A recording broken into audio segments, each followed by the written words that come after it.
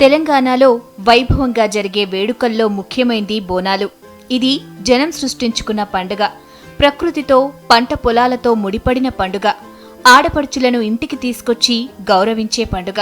తమను, తమ పిల్లలను, పంటలను, పశువులను, చెరువులను కాపాడుకునేందుకు ఆడపడుచులు జరుపుకునే పండుగ. ఆషాఢ మాసంలో కాళీమాత పుట్టింటికొస్తుందని ప్రజల విశ్వాసం.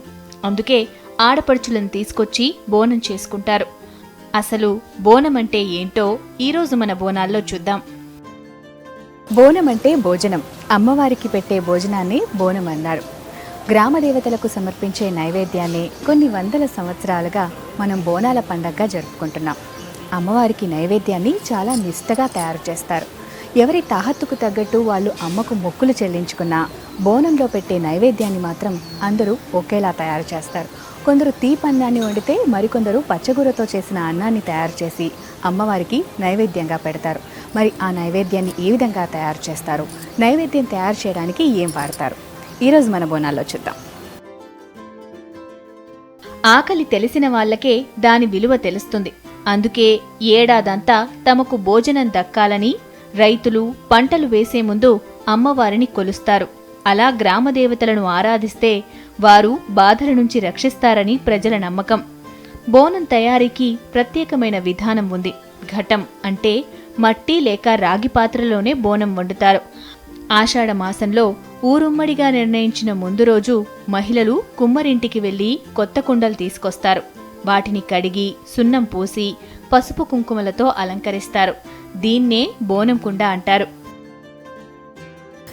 అమ్మవారికి నైవేద్యం తయారు చేసిన తర్వాత ఘట్టంలో బోనం కుండల తయారీ మొదలవుతుంది. అంటే కుమ్మరి వాళ్ళ దగ్గర నుంచి ఇలా ఉన్న బోనం కుండల్ని తీసుకువచ్చి వాటికి ముందుగా సున్నం రాసి పసుపు కుంకుమలతో అలంకరిస్తారు. అంటే బోనం కూడా మూడంచెలుగా ఉంటుంది. నైవేద్యం ఏ కుండలో అయితే పెడతారో అది కొంచెం పెద్దదిగా ఉంటుంది కుండ. ఆ కుండ పెట్టి దానిపైన చిన్న గురిగి అంటారు దీన్ని పెడతారు. దీనిపైన ఒక కంచుడు పెట్టి దీంట్లో నూనె పోసి ప్రమిద వెలిగిస్తారు. మరి నైవేద్యం గురించి మనం చెప్పుకున్నాం, చాలా నిష్టగా తయారు చేస్తారన్నాం. ఆ నైవేద్యంలో ఏమేమి వాడతారు చూద్దాం. బోనంలో పెట్టే నైవేద్యాన్ని అంటే ఏం తయారు చేస్తారని మీరు చెప్పారు. నాకు తీపన్నం, పచ్చగూర అన్నం రెండు అన్నారు. రెండు ఎందుకు తయారు చేస్తారు? నైవేద్యము అన్నం వండిన తర్వాత అన్నం వండి అన్నం పైన ఒక పచ్చగూరను వండుతాము. పచ్చగూర ఏంటంటే అన్ని పచ్చగూరలాగా కాకుండా శనగకూర ఎందుకంటే వగరు పులుపు అన్నీ ఉంటాయి కాబట్టి అది అమ్మవారికి ఇష్టమైన వంటకం. అది చాలా మంది బోనంలో తీపి అన్నం కూడా పెడతారు కదండి, అందులో తయారు చేస్తారు. తీపి అన్నం అంటే బెల్లము అన్నము రెండు కలిపి తీపి అన్నం పరమాన్నంగా వండుతారు. అది అంటే వారి ఆచారాల ప్రకారము వారి పూర్వీకులు వారి ఇళ్లలో అన్నం నైవేద్యం పెట్టేవాళ్ళు అన్నం నైవేద్యం పెడతారు. అదేవిధంగా వాళ్ళ పూర్వీకులు పరమాన్నం పెట్టేవాళ్ళు పరమాన్నం పెడతారు. మరి కుండలో అన్నం పెడతాము, బాగానే ఉంది. మరి వేపాకులు పసుపు పెట్టడానికి కూడా ఏదైనా రీజన్ ఉందంటారు? పూర్వకాలంలో పిల్లలకి అమ్మవారు అని తట్టుపోస్తుంది. అమ్మవారు పిల్లలకు పూనింది అంటే దానికి అమ్మవారిని శాంతిపరచడం కోసము ఈ పసుపు వేపాకులు వాడేవాళ్ళు.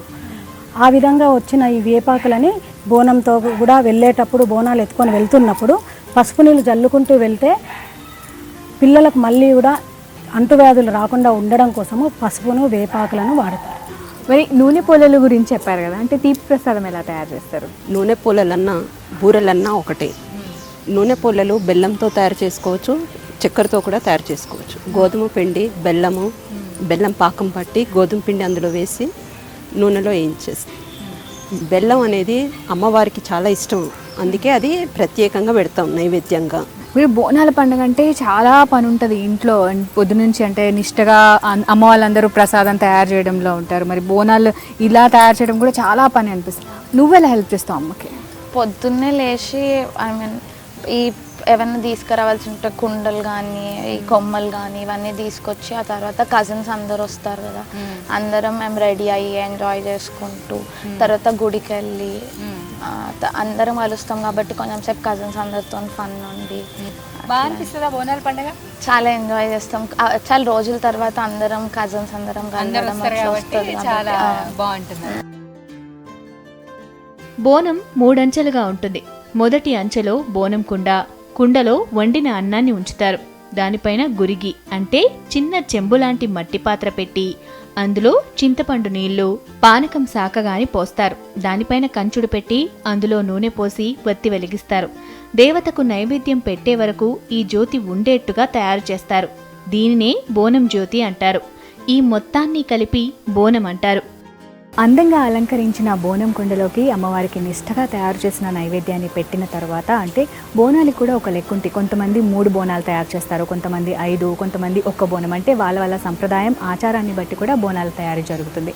ఇలా తయారు చేసిన బోనాన్ని ఇంట్లో ఒక దగ్గర పెట్టి, అంటే బియ్యం పోసి నా బియ్యం మీద బోనాన్ని పెట్టి, బోనం 3 అంచెలుగా ఉంటుందని చెప్పాను. పైన కంచుల్లో నూనె పోసి ప్రమిదను వెలిగిస్తారు. అంటే డప్పు చప్పులతో బోనాలు తీసుకెళ్తారు కాబట్టి బయట డప్పు చప్పుడు అవుతుంటే ఆ ప్రమిదను వెలిగించి ఇంట్లో ఉన్న వాళ్ళందరూ సుఖంగా, సంతోషంగా, ఆరోగ్యంగా ఉండాలని మొక్కుకుంటూ ఆ బోనం దగ్గర ఒక కొబ్బరికాయను కొడతారు. అలా కొట్టిన తర్వాత ఇక తయారు చేసిన బోనాన్ని తలకెత్తుకుంటారు. అప్పుడు ప్రారంభమవుతుంది బోనాల జాతర. బోనం తయారు చేసిన తర్వాత ముందుగా ఇంట్లోనే మొదటి పూజ నిర్వహిస్తారు. తరువాత బోనాన్ని తల మీద పెట్టుకుని ఇంటి నుంచి ఊరేగింపుగా బయలుదేరతారు. బోనాన్ని తలకెత్తుకున్న మహిళను గౌరవిస్తూ జనం వారి కాళ్ల మీద నీళ్లు పోస్తారు. అలా చేస్తే అమ్మవారు శాంతిస్తుందని భావిస్తారు. బోనాన్ని తీసి నెత్తి మీద ఎత్తుకున్న తర్వాత అమ్మవారి గుడి వరకు జరిగే ప్రయాణం ఒక ఉత్సవంలా, ఒక ఊరేగింపులా సాగుతుంది. ముందర డప్పు చప్పులు, దాని తర్వాత పోతురాజుల విన్యాసాల వెనుక బోనాలు ఎత్తుకున్న మహిళలు ఊరేగింపుగా సాగుతారు. బోనాలు ఎత్తుకున్న మహిళల్ని చాలా పవిత్రంగా చూస్తారు. ఎందుకంటే అమ్మవారికి ప్రతిరూపంగా భావిస్తారు. అమ్మవారు రౌద్ర స్వరూపిణి. అందుకే శాంతించాలని బోనాలు ఎత్తుకున్న మహిళల కాళ్ళ మీద నీళ్లు చల్లి సాక పెడతారు. పంబ వాయిద్యాలు, డప్పు చప్పుళ్ల మధ్య బోనాల ఊరేగింపు సాగుతుంది. ఊరేగింపు ముందు బలిచ్చే జంతువును పసుపు కుంకుమలతో అలంకరించి దాని మెడలో వేపమండలు కట్టి తీసుకెళ్తారు. బోనాలలో అనేక జానపద కళారూపాలు కనిపిస్తాయి. శివసత్తులు మైకంతో మైమరిచి చిందులు వేస్తారు. పోతురాజులు వీరంగమాడతారు. ఇక జాతర జరిగిందంటే ఘట నృత్యం తప్పకుండా ఉంటుంది. విశేషమేంటంటే ఈ ఘట నృత్యానికి ఎలాంటి సాహిత్యం ఉండదు. తల మీద పసుపు, కుంకుమ, వేపాకులతో అలంకరించిన ఘటాన్ని ఎత్తుకుని మూగతాండవం చేసే తీరునే ఘట నృత్యం అంటారు. తలపై బోనం మోస్తూ నృత్యం చేస్తారు.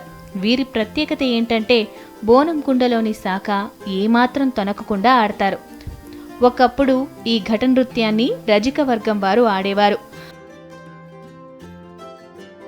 ఇలా బోనాన్ని ఊరేగింపుగా తీసుకొచ్చిన తర్వాత అమ్మవారి గుడి చుట్టూ ఆ బోనంతోటే 5 ప్రదక్షిణలు చేస్తారు. ఆ బోనాన్ని అమ్మవారికి ఎక్కిస్తారు. ఎక్కించడం అంటే సమర్పించడం. ఈ నైవేద్యంతో పాటు అమ్మవారికి జంతుబలులంటే ఇష్టమని, కోడిని కోస్తామని, ఏటను కోస్తామని అమ్మవారికి వివిధ రకాల మొక్కులు మొక్కుకుంటారు. బోనాలు సాయంత్రం సమయంలో చేస్తారు. చీకటి పడే సమయంలో బోనాలన్నీ వరుసగా వస్తుంటే జ్యోతుల వెలుగు చాలా ఆకర్షణీయంగా కనిపిస్తుంది. ఇక ఊరేగింపు ఊరి చివరకు చేరగానే బోనాలు దించుతారు. ముగ్గులతో అలంకరించిన ప్రదేశంలో బలి జంతువును తీసుకొచ్చి దేవత ముందు నిలబెట్టి కళ్ళు పోస్తారు. దీన్నే సాకపోసుడు అంటారు.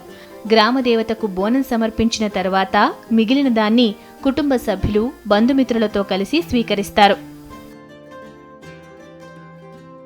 బోనాల పండుగ రోజున ఇంట్లో అంతా సందడి వాతావరణం ఉంటుంది. ఓవైపు మహిళలు బోనంలోకి కావాల్సిన నైవేద్యాన్ని తయారు చేయడంలో ఉంటే, మరోవైపు పిల్లలు, పెద్దలు అందరూ కొత్త బట్టలు కట్టుకుని ఇంట్లో అంతా ఉత్సాహంగా ఉంటుంది. ఒక పండగ వాతావరణంలా ఉంటుంది. ఇక బోనాన్ని తలకెత్తుకుని బయటికి వచ్చి అమ్మవారికి ఊరేగింపుగా బోనాన్ని తీసుకువెళ్తుంటే పొద్దునుండి సాయంత్రం వరకు కూడా జరుగుతుంది.